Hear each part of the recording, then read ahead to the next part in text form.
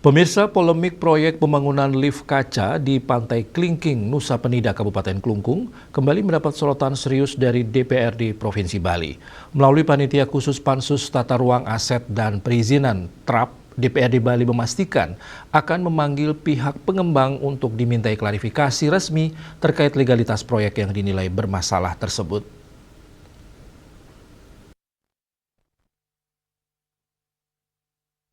Ketua Pansus TRAP DPRD Bali Imade Suparto menjelaskan bahwa pihaknya saat ini tengah melakukan pendalaman terhadap sejumlah temuan lapangan di kawasan Klingking, Desa Bunga Mekar, Kecamatan Nusa Penida. Dalam waktu dekat, Pansus akan mengundang berbagai organisasi perangkat daerah OPD dari Kabupaten Klungkung dan pemerintah Provinsi Bali guna membahas aspek tata ruang, aset, dan perizinan yang berkaitan dengan proyek tersebut. Suparto menegaskan bahwa DPRD Bali akan memanggil pihak pengembang proyek bersama pemerintah Kabupaten Klungkung dan pemerintah Provinsi Bali setelah pembahasan internal dan koordinasi dengan OPD terkait rampung. Pemanggilan ini bertujuan memastikan seluruh proses pembangunan lift kaca sesuai dengan ketentuan hukum yang berlaku, termasuk potensi penerapan sanksi administratif maupun pidana apabila ditemukan pelanggaran. Yang di Klingking, Desa Bunga Mekar, Kecamatan Nusa Penida. Prosesnya sekarang kita sudah dalami. Kita dalami terkait hasil temuan lapangan. Kemudian lebih lanjut nanti ke depan, ini berapa hari ke depan ini kita nanti undang OPD terkait Kabupaten Klungkung dan Provinsi Bali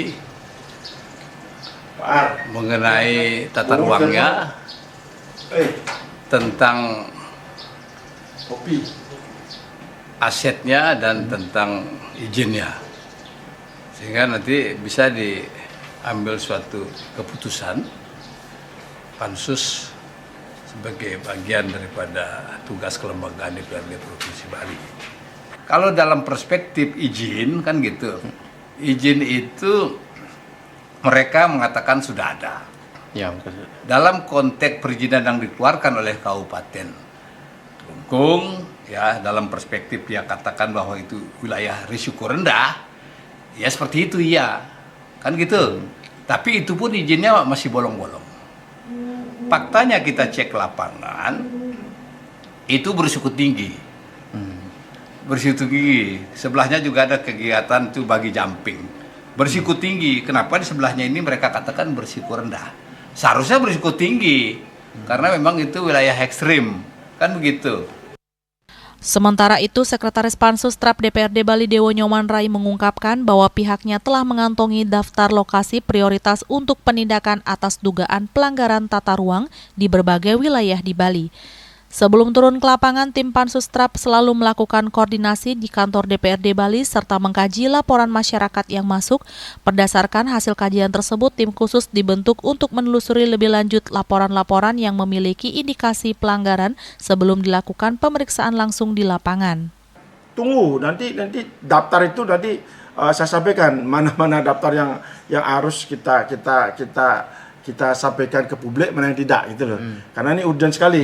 Kalau kita sekali lagi kalau kita tidak lakukan sidak ini, nanti ke depan akan lebih parah lagi. Ya kan begitu. Itu sudah pasti.